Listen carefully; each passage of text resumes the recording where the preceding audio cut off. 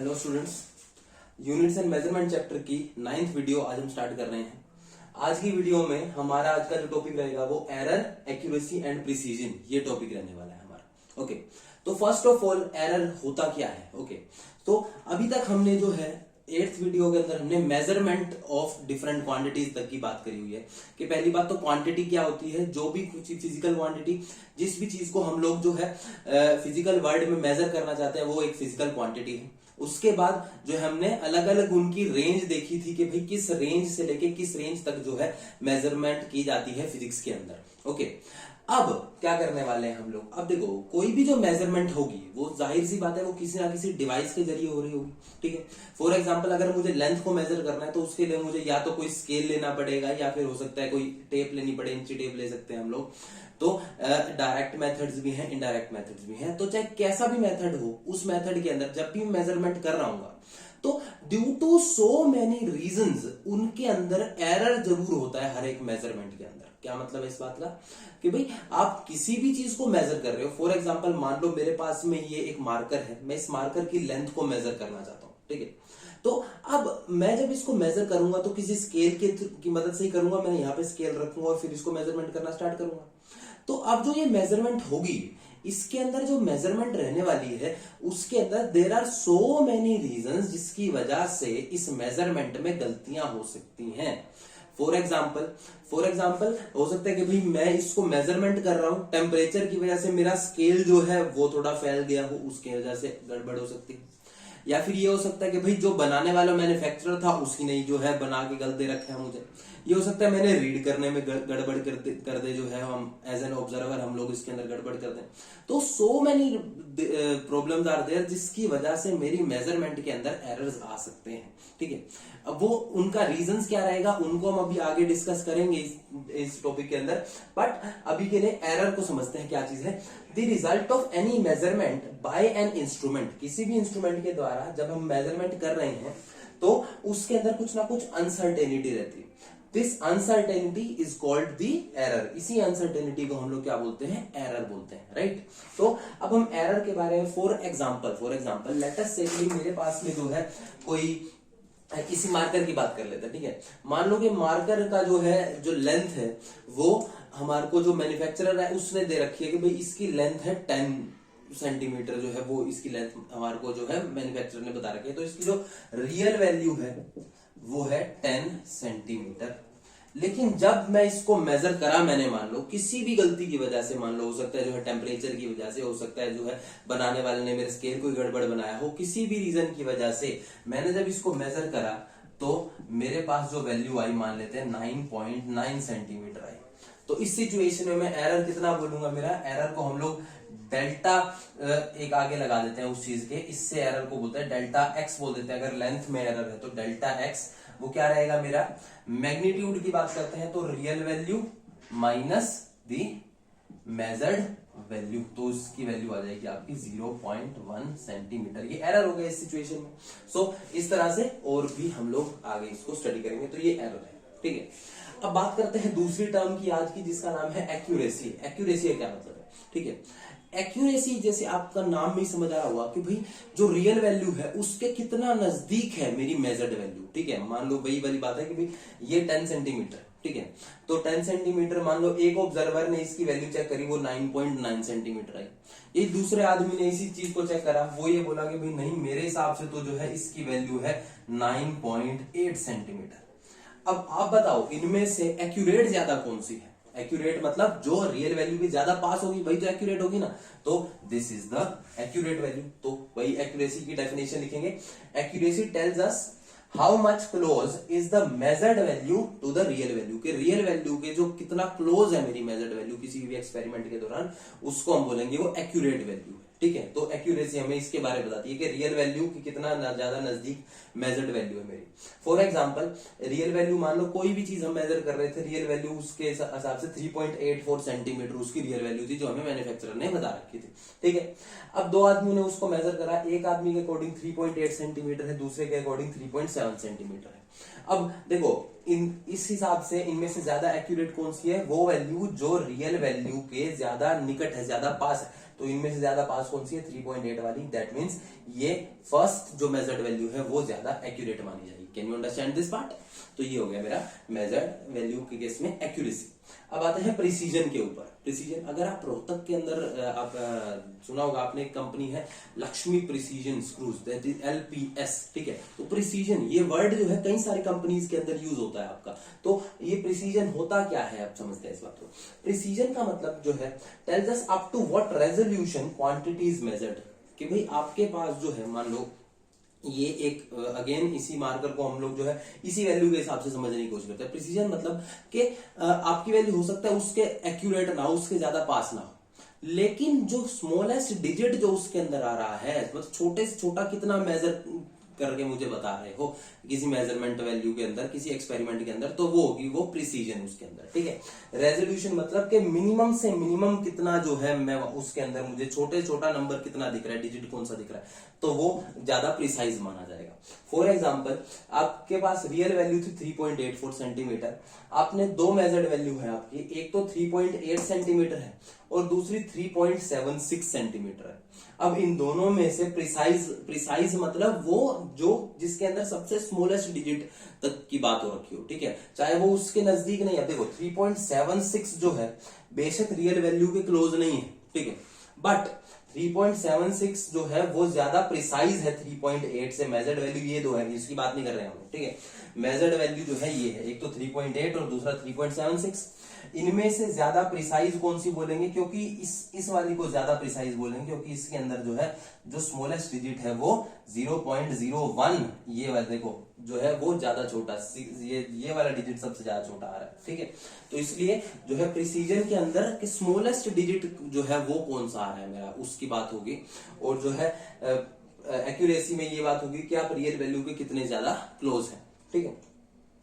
अब इसी एग्जांपल के अंदर एक बार और चीज आपको मैं बताना चाहूंगा कि ऑल्दो जो है 3.8 सेंटीमीटर एक्यूरेट है, लेकिन क्या हम एक्चुअल में अब 3.8 और 3.76 में अंतर क्या है, ठीक है। अगर मैं बात करता यहाँ पे 3.80 लिखा होता बेटा, ठीक है, 3.80 सेंटीमीटर की लिखा होता है यहाँ पे इसी सेम क्वेश्चन में, तो मैं बोलता कि 3.80 प्रिसाइज भी है और एक्यूरेट भी ज्यादा है, इन दोनों में से प्रिसाइज भी बोलता और एक्यूरेट भी। लेकिन जब 3.8 लिखा हुआ मैंने, 3.8 देखो कैसे, अगर आपको राउंडिंग ऑफ वाला टॉपिक याद आ रहा हो छोटी क्लास से, तो 3.81 भी 3.8 लिखा जाता है आफ्टर राउंडिंग, ठीक है। 3.76 भी राउंड ऑफ करके 3.8 ही लिखा जाता है, ठीक है। तो दैट मीन्स जो ये 3.8 लिखा है इसके अंदर तो अपने आप में भी मुझे नहीं पता कि कितने ज्यादा डिजिट्स पॉसिबल है 3.8 में। फॉर एग्जांपल 3.75 से लेके 3.85 तक ये सारे के सारे 3.8 के अंडर ही आते हैं, ठीक है। तो इसलिए जो है मेजर्ड वैल्यू ये केस जो है इसको प्रिसाइज नहीं बोलेंगे, क्योंकि प्रिसाइज होने का मतलब क्या हुआ कि ये डिजिट जो है ना, सुनने को सिर्फ 3.8 लग रहा है, लेकिन जो है इसके अंदर एक्चुअल में 3.75 से लेके 3.85 ये सारे के सारे राउंड ऑफ करके 3.8 ही बनेंगे मेरे, बात समझा रही सबको। तो दैट इज वाई इनमें से प्रिसाइज कौन सा बोला, 3.76 ज्यादा प्रिसाइज है, ठीक है। हालांकि एक्यूरेट नहीं है बट प्रिसाइज जरूर, ओके। सो ये था हमारा एरर, एक्यूरेसी एंड प्रिसीजन। अब हम क्या करते हैं, इसके अंदर जो है डिफरेंट काइंड ऑफ एरर्स को समझने की कोशिश करते हैं। तो लेट अस डू इट। ये students, so now let us study the type of errors, के कितने एरर्स के प्रकार होते हैं, तो उनको स्टडी करते हैं हम लोग। तो सबसे पहले दो प्रकार के मेन हैं। सबसे पहला कौन सा है हमारा, सिस्टमैटिक एरर्स, और दूसरा होता है रैंडम एरर्स, ठीक है, सिस्टमैटिक एंड रैंडम एरर्स। तो सिस्टमैटिक एरर्स कौन से होते हैं, ये सिस्टमैटिक एरर ये ऐसे एरर है जिनको रिमूव किया जा सकता है, ठीक है। तो the errors that tend to be in one direction, इधर पॉजिटिव और नेगेटिव। अब इनकी डायरेक्शन, अब एरर की भी कोई डायरेक्शन होती है क्या सर, एरर कौन सी, क्या मतलब हुआ, ये डेफिनेशन के लिए है, समझने के लिए इसका मतलब दूसरा सुना कि भाई सिस्टमैटिक एरर ऐसे एरर है जिनकी डायरेक्शन एक ही है, या तो ये पॉजिटिव होंगे या नेगेटिव होंगे। क्या मतलब क्या इस बात का, कि भाई जैसे मान लो आप जो है ना तीन चीजों की लेंथ को मेजर कर रहे थे, मान लो आपने एक ही लेंथ को मेजर करा, एक ही ओरिजिनल लेंथ थी 4.8, आपने जो मेजर करी है वो आई है आपके लिए, मेजर्ड वैल्यू आई इसकी 4.9, ठीक है। इस तरह से आपने बी को मेजर करा, उसकी ओरिजिनल वैल्यू थी बी की, वो मान लेते हैं हमारे पास 5.1, ठीक है। आपने जो उसको मेजर करा है तो वो आई है आपकी 5.2। इसी तरह से आपने एक और वैल्यू को मेजर करा, लेटर से मैं इधर लिख देता हूं इसको, कि आपने सी को मेजर, सी की वैल्यू जो ओरिजिनल वैल्यू है सी की वो है हमारी, मान लेते हैं 6.3, ठीक है। उसकी आपने मेजर्ड वैल्यू निकाली है 6.5। तो आप देखो ध्यान से क्या चीज है, इन तीनों ऑब्जर्वेशंस में कॉमन क्या है कि भी कॉमन ये है कि भाई तीनों ऑब्जर्वेशन के केस में मेजर्ड वैल्यू जो है ए से हमेशा बड़ी दिख रही है मुझे, ठीक है। Positive measured value is greater than 4.9 4.8 से बड़ी है, 5.2 5.1 से बड़ी है, 6.5 6.3 से बड़ी है। तो इस केस में क्या बोलूंगा, तो जो एरर है, अगर मैंने देखो अब इन तीनों चीजों को मैंने एक ही डिवाइस से मेजर करा, तो मैं क्या बोलूंगा, जो मेरे डिवाइस के अंदर जो एरर है ना वो क्या है, वो पॉजिटिव एरर है, ठीक है। हमेशा जो है ना रियल वैल्यू से कुछ ना कुछ बढ़ा के बताता है, घटा के कभी नहीं बताता, ठीक है। तो ये मतलब है इस बात का। वो नेगेटिव भी हो सकती है, हो सकता है ये भी हो सकता था मैं किसी और डिवाइस से मेजर करूं, इधर जो है 6.3 का हो सकता है, ये 6.3 की जगह 6.1 बता दे, ये हो सकता है 4.8 की जगह ये 4.6 बता दे, ये हो सकता है मेजर्ड वैल्यू इसकी 5.1 की जगह 4.9 था। तो तीनों में क्या चीज कॉमन है कि मेजर्ड वैल्यू इस केस में जो है इसमें भी डिक्रीज है 6.3 से, इसमें भी डिक्रीज है एंड इसमें भी डिक्रीज है। तो क्या मतलब हुआ इस बात का, इस बात का मतलब ये है कि भाई इसमें जो है एरर है उसकी डायरेक्शन नेगेटिव डायरेक्शन है। तो आई होप ये आपको सिस्टमैटिक एरर समझ आ गया। ये कैसे एरर है, मतलब कि मैं इस अगर एक डिवाइस से जो है मैं क्या करूं कि भाई अलग अलग चीजों को मेजर करके देखो, अगर सभी चीजों के अंदर या तो एरर जो है हमेशा रियल वैल्यू से ज्यादा आ रहा है या फिर हमेशा रियल वैल्यू से कम आ रहा है, तो मैं ऐसे एरर्स को क्या बोलूंगा, सिस्टमैटिक। ऐसा नहीं होना चाहिए कि भाई एक में जो है 4.6 आ जाए, दूसरे में जो है यही जो है यहाँ पे डिक्रीज होके जो है दूसरा वैल्यू जो है 4. जैसे मान लो जैसे ये था, इस केस में 4.8 से 4.6 आ रहा है, हो सकता है इसमें 5.1 से 5.3 है, तो उसको सिस्टमैटिक नहीं बोला जाएगा। समझ आएगा सबको? तो ये सिस्टमैटिक एरर है। सिस्टमैटिक एरर के टाइप्स होते हैं, सबसे पहला इंस्ट्रूमेंटल एरर, फिर इम्परफेक्शन इन एक्सपेरिमेंटल टेक्निक, और तीसरा होता है पर्सनल एरर्स, ठीक है। तो सबसे पहला जो रीजन होता है सिस्टमैटिक एरर का, इंस्ट्रूमेंटल एरर, कि भाई ऐसे एरर जो हमारे इम्परफेक्ट डिजाइन की वजह से या फिर कैलिब्रेशन की वजह से बने हो एरर जो आ रहे हैं, उनको बोलेंगे हम इंस्ट्रूमेंटल एरर। फॉर एग्जाम्पल जो है कैलिब्रेशन की वजह से, अगर मैं आपको इसका एग्जांपल देना चाहूं तो फॉर एग्जांपल जैसे मान लो अब जो हमारे पास में होते हैं, लेटर से कि भी जो हमारे पास में ये स्केल है, ठीक है। अब बनाने वाली मैन्युफैक्चरिंग कंपनी ने ही स्केल को गलत बना दिया है, तो इम्परफेक्ट डिजाइन की वजह से उसके अंदर क्या आ जाएगा, एरर आ जाएगा। दूसरा होता है कैलिब्रेशन। कैलिब्रेशन का मतलब क्या होता है कि भाई आपने जो डिवाइस को सोच रहे हो जो वैल्यू उसकी आनी चाहिए, वो बिल्कुल एग्जैक्ट वैल्यू वैसे नहीं दे रहा, उसकी स्टार्टिंग पॉइंट ही गड़बड़ है। फॉर एग्जाम्पल मैं इसका बड़ा सिंपल सा एक एग्जाम्पल देता हूं आपको। जैसे मान लो आप जो है अपनी बाइक के अंदर जो है फ्यूल मीटर को देख रहे हो, ठीक है। अब उस फ्यूल मीटर की सुई आपके हिसाब से जो है बिल्कुल उसके अंदर तेल नहीं है, खत्म है बिल्कुल तेल, ठीक है। अब उसको सुई जीरो पे जाती नहीं, ठीक है। तो उसके अंदर एरर कैसा आया, वो कैलिब्रेशन एरर बोलेंगे कि भाई ये जो है ना, ये क्या करता है, हमेशा जब 0 होता है तो उसके अंदर हमेशा मुझे जो है 1 दिखता है, ठीक है। 1 लीटर दिख रहा है, जब जब जब उसके अंदर 1 लीटर होगा तो मुझे 2 लीटर दिखेगा, जब 2 लीटर होगा तो उसमें 3 लीटर दिखेगा। तो वही बात है, इसके अंदर इस तरह का एरर को कैलिब्रेशन एरर बोलेंगे कि भाई जो है जिनमें स्टार्टिंग पॉइंट से ही कुछ ना कुछ गड़बड़ी चले आ रही है, कैलिब्रेट ही नहीं है अच्छे से। जब जहां पे 0 दिखाना चाहिए था वहां पे हमेशा स्टार्टिंग से ही 1 दिखाता आ रहा है मुझे, तो ऐसे वो कैलिब्रेशन एरर बोलेंगे। और दूसरा एग्जांपल ले लेते हैं आपकी एनसीईआरटी से, जो है एनसीईआरटी के अकॉर्डिंग एक एग्जांपल दे रखा है इसका कि भाई आपने जो है क्या करा, एक थर्मोमीटर लिया। थर्मोमीटर जो है आप उससे जो है boiling point of water check कर रहे हैं और वो आपको 104 डिग्री सेल्सियस दिखा रहा है, लेकिन एक्चुअल में तो 100 डिग्री सेल्सियस होना चाहिए था। तो ऐसा एरर कौन सा हो गया, उसके अंदर कैलिब्रेशन एरर हो गया कि 4 डिग्री का हमेशा इसके अंदर जब 0 डिग्री सेल्सियस दिखाना था ना, जब भी ये 4 डिग्री सेल्सियस दिखा रहा था मुझे, तो वो कैलिब्रेशन एरर है, ठीक है। तो स्टार्टिंग से एंड तक हमेशा वो 4 डिग्री उसमें प्लस होके ही दिख रहा है। तो मुझे इसको हटाना हो तो मैं क्या करूं, या तो अपने डिवाइस को चेंज कर दूं, तो कोई इतना बेवकूफ तो है नहीं बिना मतलब कि अपने डिवाइस को कैलिब्रेशन की वजह से चेंज करता रहे पूरा का पूरा।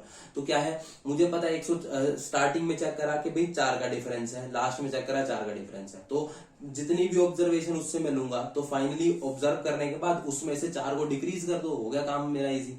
ठीक है, तो ये इंस्ट्रूमेंटल एरर्स होते हैं जो इम्परफेक्ट डिजाइन के खराब होने की वजह से, या फिर कैलिब्रेशन मतलब कि स्टार्टिंग से ही आपके डिवाइस में कुछ ना कुछ गड़बड़ आ रही है कि जिसको 0 दिखाना चाहिए था वो उसको 4 दिखा रहा है या 1 दिखा रहा है। ठीक है, तो वो कैलिब्रेशन एरर बोलेंगे। ठीक है, फिर आता है इम्परफेक्शन इन एक्सपेरिमेंटल टेक्निक, कि भी जिस टेक्निक को आप यूज कर रहे हैं एक्सपेरिमेंट के अंदर वो टेक्निक ही बहुत पुरानी हो चुकी है और वो जो है बेकार हो चुकी है, उसकी वजह से एरर आ रहे हैं। ठीक, फॉर एग्जांपल जो डॉक्टर्स आजकल जो है थर्मोमीटर से हमारा बॉडी का टेम्परेचर नापते हैं। ठीक है, तो उसके लिए क्या रखा जाता है कि भाई हमारे जो आर्म पिट्स हैं, कुछ बच्चों के आर्म पिट्स के अंदर क्या करते हैं, उस थर्मोमीटर को इस तरह से रख के और उसके टेम्परेचर को चेक करते हैं। अब द थिंग इज के इस एक्सपेरिमेंट टेक्निक में दिक्कत यह है कि ये हमेशा हमारी बॉडी का जो टेम्परेचर होता है हमेशा उससे 1-2 डिग्री सेल्सियस कम ही होता है हमारी आर्मपिट्स का टेम्परेचर। ठीक है, तो अगर हम लोग यहाँ का टेम्परेचर चेक करेंगे तो हमेशा मुझे कुछ ना कुछ कम ही मिलेगा मेरी रियल बॉडी के टेम्परेचर से, तो देयरफॉर वो टेक्निक में गड़बड़ हो गई। ठीक है, तो इसको सुधारने का क्या तरीका है, इसको सुधारने की एक ही तरीका है कि भाई मैं अपनी जो टेक्निक जो पुरानी वाली यूज कर रहा हूँ उससे बढ़िया कोई बेटर टेक्निक की तरफ चले जाएं। फॉर एग्जाम्पल इससे बेटर टेक्निक लगी होगी, हो सकता है कि जो आजकल जो ये जीभ के नीचे रख के जो थर्मोमीटर को यूज करते हैं वो एक बेटर टेक्निक होगी जिसको यूज करते हैं। ठीक है, सो इम्परफेक्शन इन एक्सपेरिमेंटल टेक्निक्स, तो जो भी टेक्निक आप यूज कर रहे हैं, फॉर एग्जांपल एक और एग्जांपल देख लेते हैं इसका, कि जैसे मान लो कि भाई जब आप नए आपने डी को यूज करना स्टार्ट करा होगा फॉर मेजरिंग एंगल को मेजर करने के लिए, जब आपने डी को यूज करना स्टार्ट करा होगा तब आपको आपके मैथ वाले सर ने बताया होगा कि भाई आपको जब डी होता है उसको 0 जो पॉइंट से स्टार्ट करना है, 0 को उसके हिसाब से कैलिब्रेट करके बिल्कुल सेंटर में रखना होता है इस तरह से डी को। ठीक है, अब जब आपने नया इसको शुरू करा होगा तो आप क्या करते होंगे कि भाई इसको एग्जैक्टली मिलाते ही नहीं होंगे, तो वो आपकी टेक्निक में गड़बड़ हो गई ना, तो दैट इज एक्सपेरिमेंटल टेक्निक की इम्परफेक्शन। ओके, तो ये होगी हमारी ये। फिर आते हैं पर्सनल एरर की तरफ। पर्सनल एरर जो होता है, these arise due to an individual bias, कि ये ऐसे एरर हैं जो कि एक इंडिविजुअल की बायस की वजह से, भाई पर्सनल मेरे खुद की गलती की वजह से जो एरर आ रहे हैं वो पर्सनल एरर है। फॉर एग्जाम्पल इंडिविजुअल बायस हो सकता है कि भाई मान लो मैंने जो है किसी चीज की लेंथ को मेजर करना है। ठीक है, अब सीधा मेजर करने की बजाय मेरी बॉडी कुछ इस तरह से हो सकती है, जो ऑब्जर्व कर रहे हैं, जो ऑब्जर्वर है उसकी बॉडी कुछ ऐसे हो सकती है कि वो हमेशा इस तरह से झुक के उसको मेजर करता हो। ठीक है, तो उसकी वजह से एक पैरेलैक्स एरर आ जाएगा उसके अंदर, तो वो एक प्रकार का कैसा एरर है, जो है पर्सनल एरर हो गया। ठीक है, lack of proper setting of apparatus, जो है जिस तरह से उसको सेट करना चाहिए था वो सेट ना करके जो है उसने क्या कर दिया, उसके अंदर एरर लगा दिया। कि भाई जिस तरह यही वाला एग्जांपल है कि भाई आपके डी में गड़बड़ है तो वो आपका ये हो गया इंस्ट्रूमेंटल एरर। ठीक है, आपने उसको जो है जो टेक्निक आपको बताई गई है वो टेक्निक से ना चल के आप किसी और टेक्निक से चल रहे हैं, तो वो जो है इम्परफेक्शन इन एक्सपेरिमेंटल टेक्निक हो गई। पर्सनल एरर मतलब कि जहां पे आपको लगाना चाहिए था, जैसे मान लो 0 पे सेट करना चाहिए था, आपने जो है पर्सनल एरर में उसको प्रॉपर सेट ना नहीं करा, 0 को 0 पे सेट नहीं करा वहां पे डी को, तो हम क्या बोलेंगे, ये जो है ऑपरेटर्स को प्रॉपर सेटिंग ना करके जो आपने एरर लाया है इस केस में। ठीक है, इसी तरह से मान लो कि भाई जैसे आपने जो है जैसे इसकी अगर लेंथ मापनी होगी तो स्केल लगाना पड़ेगा। ठीक है, स्केल को हमेशा 0 से लगाना होता है। जैसे मान लो मुझे इस बॉडी को चेक करना है तो मैं इस बॉडी की लेंथ चेक करनी है तो मैं यहाँ से इस तरह से स्केल को लगाऊंगा। अब मैं 0 को बिल्कुल एग्जैक्ट इससे मिलाता हूं तब जाके ही तो मेरा रिजल्ट सही आएगा ना। अब कुछ लोग क्या करेंगे, इसके अंदर जल्दी जल्दी में वो जो है ये ना मिला के वो यहाँ से कहीं से मिला देंगे उसको, तो उसकी वजह से एक एरर आ गया उसके अंदर, तो that is called personal error, proper set ना करना अपने ऑपरेटर्स को। तीसरा होता है इंडिविजुअल केयरलेसनेस की वजह से जो एरर आ रहे हैं। फॉर एग्जाम्पल जो है आपने इसको देखा, आपने जल्दी जल्दी के अंदर, जैसे मान लो इसकी रीडिंग आ रही थी 6.7, आपने जल्दी में 7.7 नोट डाउन कर दी, तो वो इंडिविजुअल केयरलेसनेस की वजह से जो एरर आ रहा है that is also the personal error. ठीक है, तो ये थे हमारे सिस्टमेटिक एरर्स। तो पहला इंस्ट्रूमेंटल एरर, इंस्ट्रूमेंट की गड़बड़ की वजह से, दूसरा टेक्निक की गड़बड़ की वजह से, और तीसरा पर्सनल अपनी खुद की गलती की वजह से। ठीक है, अब ये जो एरर्स हैं जैसे आप समझ रहे होंगे कि इनको रिमूव किया जा सकता है, इनको ठीक किया जा सकता है। ठीक है, और अगर ठीक भी नहीं कर सकते तो कम से कम इनके बारे में पता जरूर किया जा सकता है कि कितनी गड़बड़ होगी। जैसे कैलिब्रेशन की गड़बड़ को हमने चेक करा था और फिर उसको जो है अपनी मेजर्ड वैल्यू से घटा के या बढ़ा के हम जो है अपनी रियल वैल्यू मेजर्ड वैल्यू को ठीक कर सकते हैं। ठीक है, तो ये ऐसे एरर हैं जो सिस्टमैटिक एरर कैसे एरर होते हैं, these errors can be minimised और एस्टिमेटेड, कि इनको या तो मिनिमाइज किया जा सकता है। फॉर एग्जाम्पल आप अपने इंस्ट्रूमेंटल एरर को कैसे मिनिमाइज कर सकते हैं कि भाई आप जो है जो पहले जो आपका इम्परफेक्ट डिजाइन का इंस्ट्रूमेंट है उसको चेंज करके नया इंस्ट्रूमेंट ले आओ। ठीक है, जिसकी कैलिब्रेशन खराब है या तो उसकी कैलिब्रेशन ही ठीक कर लो। ये जैसे इस सिचुएशन में कि भाई आपने जो है उसको स्क्रू ठीक करके जो है आपने उसको 1 से अपने आप 0 पे ले आए तो उसकी कैलिब्रेशन ठीक कर लिया आपने। तो इस तरह से जो है इनको ठीक किया जा सकता है। या फिर एस्टिमेट जरूर किया जाता है, जैसे थर्मोमीटर के केस में एस्टिमेट कर सकते हैं कि 4 का हमेशा एरर आ रहा है तो वैल्यू से हमेशा 4 को घटा दो, अपने आप सही रिजल्ट हो जाएगा मेरा। ठीक है, तो वो जो है इनको या तो मिनिमाइज किया जा सकता है, एस्टिमेट किया जा सकता है। अब इम्परफेक्शन इन एक्सपेरिमेंटल टेक्निक, इसको मिनिमाइज कर सकते हैं अपनी नई टेक्निक को खोजने, किसी अच्छी टेक्निक को जिससे हम लोग बेटर रिजल्ट मिल सके हमें। जो है पर्सनल एरर को भी ठीक किया जा सकता है, सेटिंग अच्छी करके उसके ऑपरेटर्स की, या फिर जो है अपनी केयरलेसनेस को छोड़ के थोड़ा ध्यान से करके उसको ऑपरेटर्स को जो है अपने इंडिविजुअल बायस को छोड़ के कि भाई मैं हमेशा अगर राइट साइड पे हेड को टिल्ट करके ऑब्जर्व करता हूँ, मैं क्या करूँ इस बार बिल्कुल सीधा करके अपना ऑब्जर्व करूँ उसको। तो ये सारे हमारे किस में आएंगे, हमारे पर्सनल एरर्स के अंदर और सिस्टमैटिक एरर्स के अंदर। सिस्टमैटिक एरर्स ऐसे हैं जिनको या तो मिनिमाइज घटाया जा सकता है या फिर एस्टिमेट किया जा सकता है, जिनके बारे में पता लगाया जा सकता है। ठीक, फिर आते हैं दूसरे पे हमारा रैंडम एरर्स। ठीक है, अब ये रैंडम एरर्स कौन से होते हैं, रैंडम एरर्स जो हैं ये ऐसे एरर हैं which occur irregularly and hence are random with respect to sign और साइज। के इनका साइन भी नहीं पता कि भाई पॉजिटिव होंगे या नेगेटिव होंगे। जैसे इस केस में था कि या तो पॉजिटिव ही पॉजिटिव मिलेंगे हमेशा या फिर नेगेटिव ही नेगेटिव मिलेंगे। ठीक है, इसके केस में ये नहीं पता कि भाई वो इंक्रीज हो रहा है या डिक्रीज हो रहा है। ठीक है, उसकी वैल्यू भी नहीं पता। जैसे इस केस में वैल्यू पता चल रही है मुझे कि भाई जो है मैक्सिमम से मैक्सिमम 0.2 का डिफरेंस है। ठीक है, इतना है। तो इस केस में हमें ऐसा कुछ नहीं होगा कि भाई ये हो सकता है 0.2 भी दे दे, हो सकता है 0.5 भी दे दे, किसी में 0.01 भी दे देगा।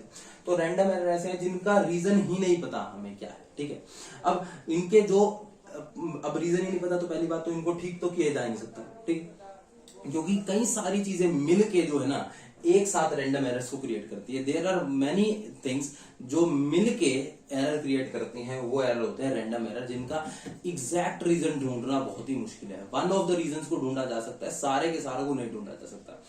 फॉर एग्जाम्पल रैंडम एरर्स हो सकता है कि भाई आपकी कंडीशन की वजह से हो सकता है। जैसे मान लो टेम्परेचर को मैं नोट डाउन कर रहा था। ठीक है, अब मान लो कि मैं अपनी बॉडी के टेम्परेचर को नोट डाउन कर रहा हूं यहां से उसके इस तरह रख के। ठीक, अगर जैसे नॉर्मल ड्राई होगा मेरा माउथ जो है उस टाइम पे अलग टेम्परेचर दिखेगा। अगर वही जो माउथ है मेरा जब उसके सलाइवा सिक्रीट हो गया तो उस टाइम पे सेम ही माउथ का टेम्परेचर मुझे अलग दिखेगा। तो इसकी वजह से ये एक प्रकार का रैंडमनेस है। मैं इसको ठीक तो नहीं कर सकता, थोड़ा बहुत सलाइवा हो सकता है रह भी जाए। ठीक है, तो प्योरली पूरा का पूरा 100% तो एलिमिनेट इसको किया ही नहीं जा सकता।